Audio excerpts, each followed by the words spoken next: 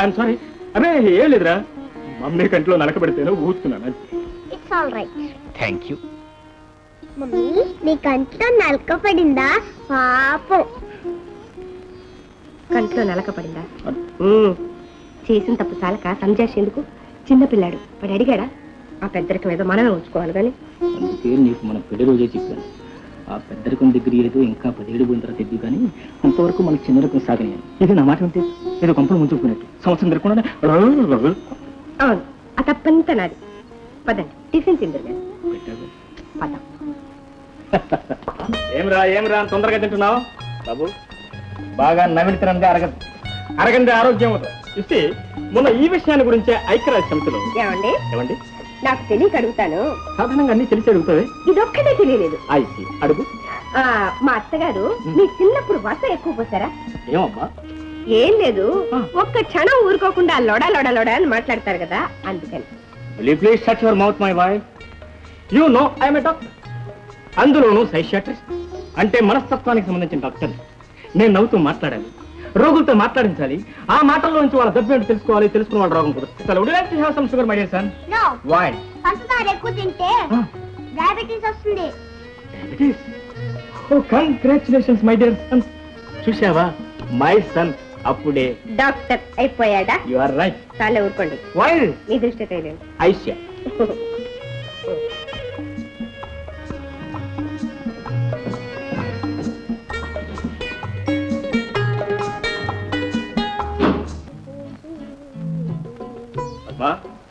ఏమిటో ఈ బోర్డు సర్దుడు నువ్వును పొద్దున్నే సర్దుకోకూడదా?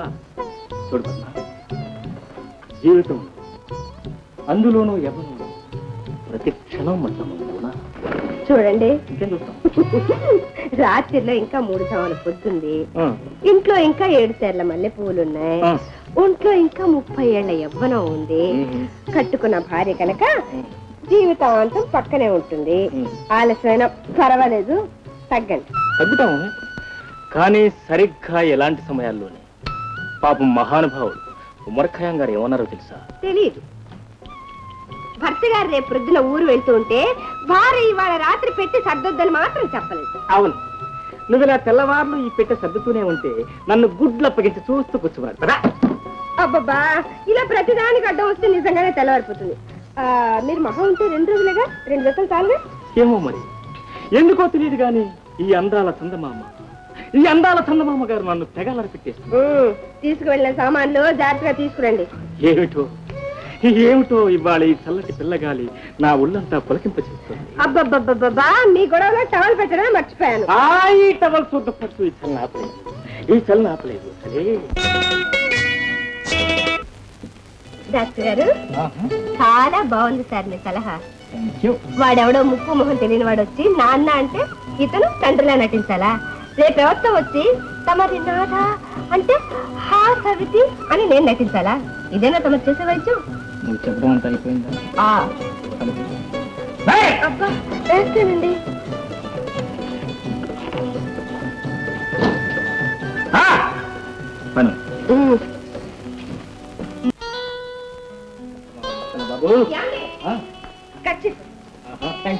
చూడండి, వెళ్ళేది పల్లెటూరు, పెద్ద దర్జాగా కనిపించాలని సూట్లు బుట్లు వేసి తిరగండి, బాగుండదు. వేసుకో, ఒట్టి తుండు కూడా కట్టు తిరుగుతా. అది కాదండి, అందరూ ఒకలా ఉండి మీరు మాత్రం మేరుగా ఉంటే. తర్వాత నీళ్లు కాచి తాగండి, ఉత్తి నీళ్ళు తాగొద్దు. నీళ్ళే తాగను. చూడండి, రాక పల్లెటూరు వచ్చాం కదా అని చెట్లు చావలు ఎక్కకండి. ఎక్కను, కూర్చున్న వాళ్ళని కూర్చున్నట్టు దగ్గర నుంచి ఇష్టం వచ్చి మాట ఒక టైం అవుతుంటే నేను చిన్నపిల్లలు అనుకున్నాను, పళ్ళు పిల్లలు అనుకున్నాను. సరే బాబుని. నేను చిన్నపిల్లలు అనుకున్నారా? చూసుకోగలను.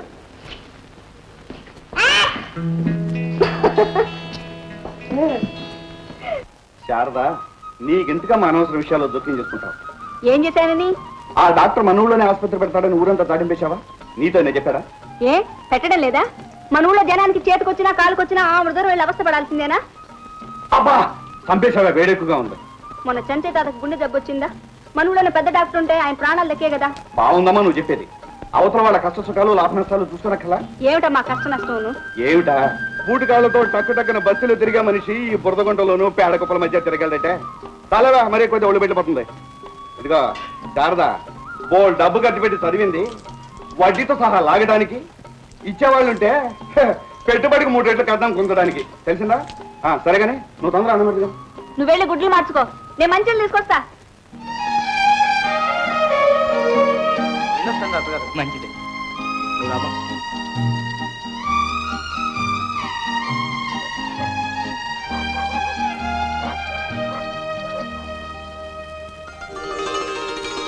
డాక్టర్ డాక్టర్ మీరు బయటికి రండి. ఏమిటి విశేషం? చెప్తానండి. అరే ఏమైంది? చెప్తానండి. నువ్వు ఇక్కడే ఉండమ్మా, వస్తాను.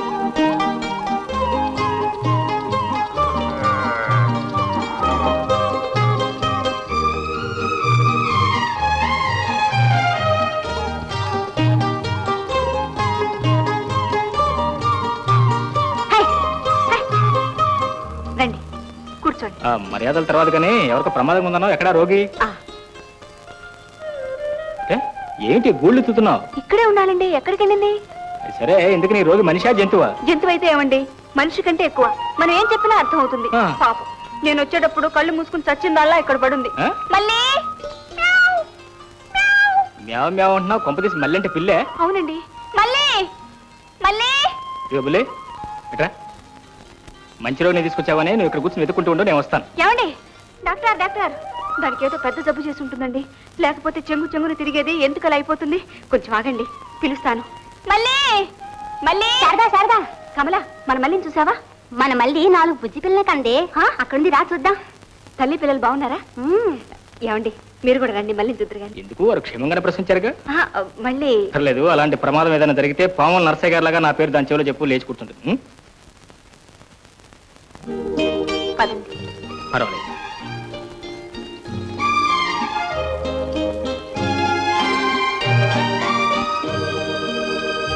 ఇవిలోకంత అదే పెద్ద డాక్టర్. ఏమిటి? అబ్బా ఏం లేదు, మోచిపూడి. అయితే డాక్టర్ దగ్గరికి వెళ్ళాల్సిందే పద. భలే దానివే, ఈ మాత్రం డాక్టర్ దగ్గరికి కాస్త ఆవుదం రాస్తే అదే తగ్గుతుంది. అయినా నాకు దెబ్బ తగలా.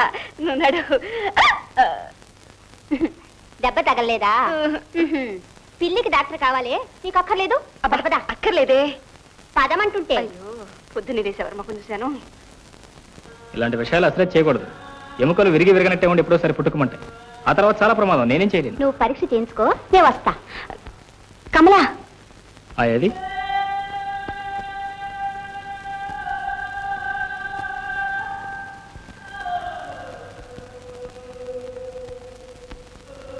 ఏ చూడండి.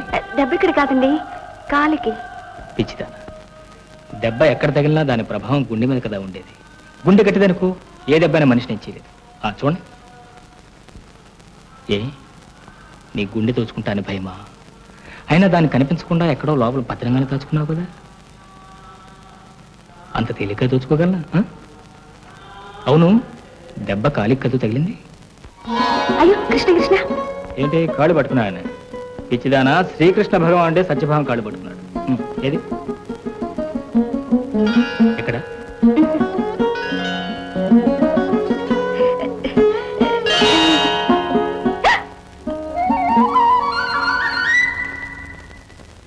ఎవరు శారదక్క, ఇంతకెలా వచ్చేసావు?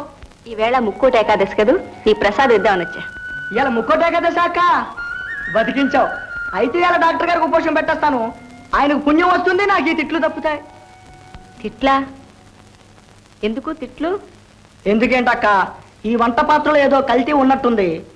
ఇందులో ఏది వండినా తుమ్మ బంక వాసన, పచ్చి తేగల రుచి తప్ప ఇందులో ఏది వండినా బాగుంటలేదక్క. ఈ వంట పాత్ర లోపం ఉందని తెలియక నా వంటలో ఏదో తప్పుందని తెగ తిట్టేస్తున్నారక్క. నీ వంట, ఈ వంటిల్లు, ఈ వంట పాత్రలు, అయ్యో అయ్యో. సరే గాని నువ్వేం వంట చేయక్కర్లేదు, నేను మా ఇంటి నుంచి పట్టుకొస్తాలే. అయ్యో బాబోయ్, అట్టాగైతే చచ్చి నీ కడుపును పుట్టేను. పాపం.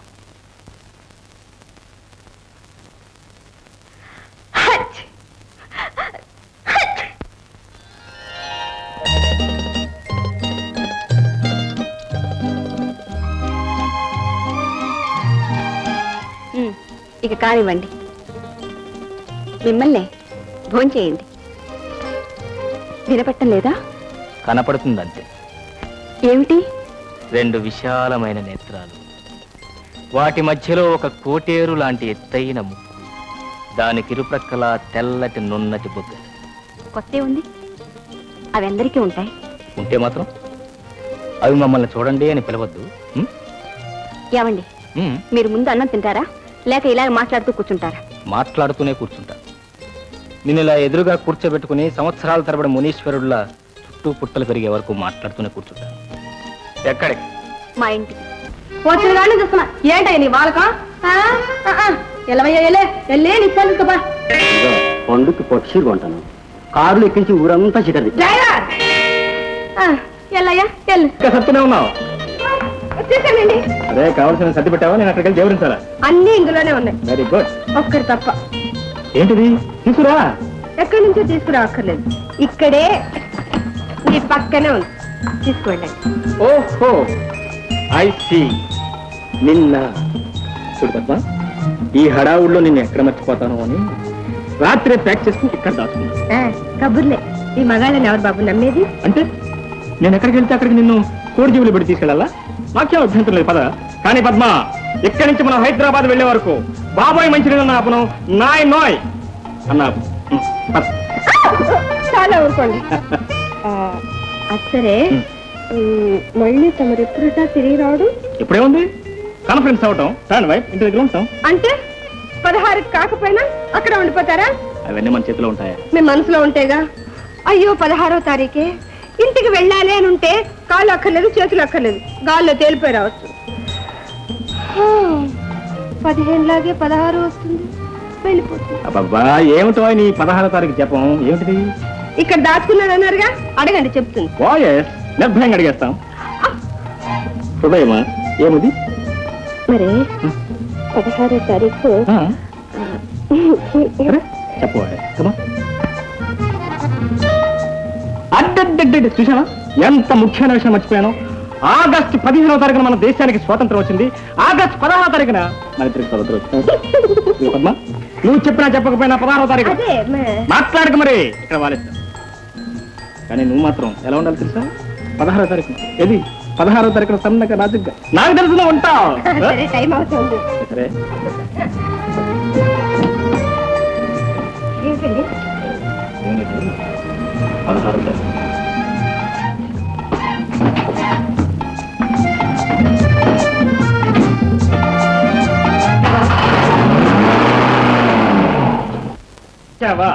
మాట అంటే మాటే 16వ తారీఖు.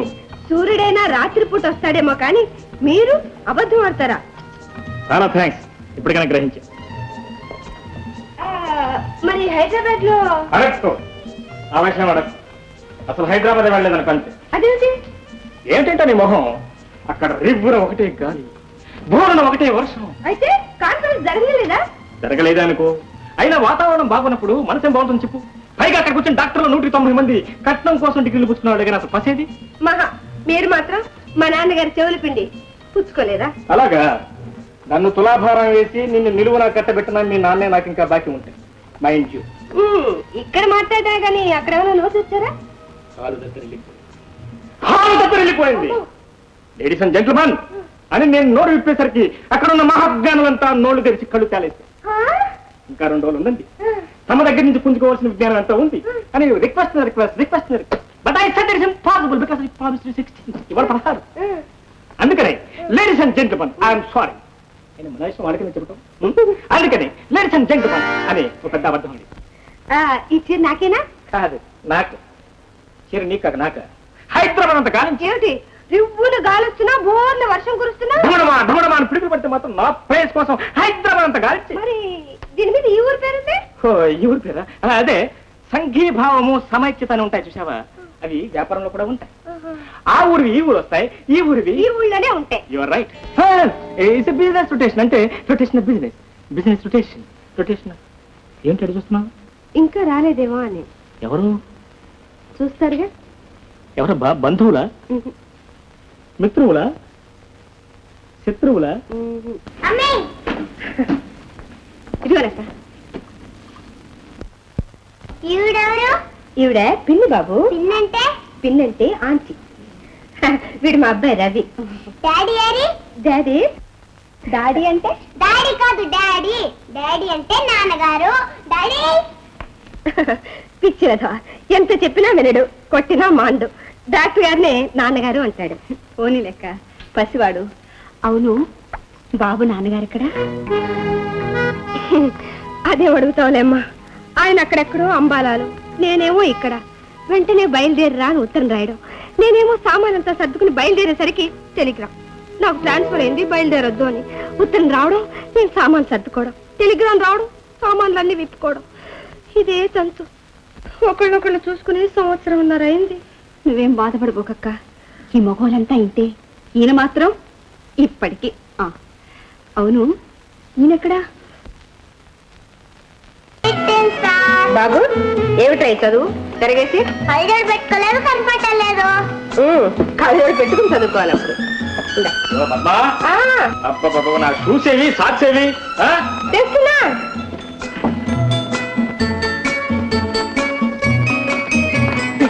నీకెందుకు లేక ఈ పనులన్నీ? అయినా నేను వచ్చిన తర్వాత కూడా ప్రతి చిన్న పనికి చీటికి మాటికి పద్మ పద్మ అంటే ఏం బాగుంటుంది? ఆయనకేం తెలియదు. నువ్వేమనుకోబోకు.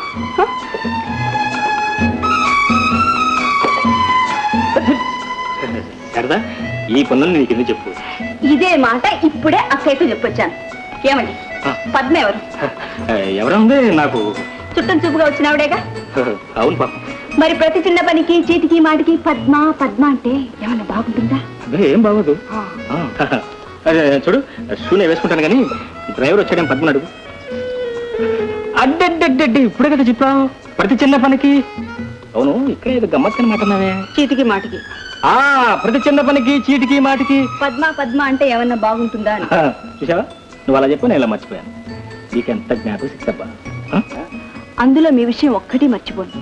అన్ని ఇక్కడ గుర్తు పెట్టుకుంటాను. ఎప్పుడన్నా ఏదైనా మర్చిపోతానేమో అని ఇక్కడ దాచుకుంటా. ఏది ఒకటి చెప్పు చూద్దాం. ఆ రోజు అదే మన పెళ్లి రోజు సాయంకాలం సాయంకాలం మీరు మందుల సంచి తీసుకోవడానికి లోపలికి వచ్చారే. అవును, వచ్చాను. వచ్చి ఎందుకమ్మా అలా కళ్ళతో ఊరించటం? బా, నీకు అంత గుర్తుందా? మరైతే ఆ తర్వాత ఏమైంది? ఏమైంది నేను చెప్పాలా? మీకు తెలీదు? తెలియక నీకేదో పెద్ద జ్ఞాపక శక్తి ఉందంటున్నావు కదా, తెలుసుకుందాం. అయితే వినండి, తూచా తప్పకుండా అంతా చెప్తాను.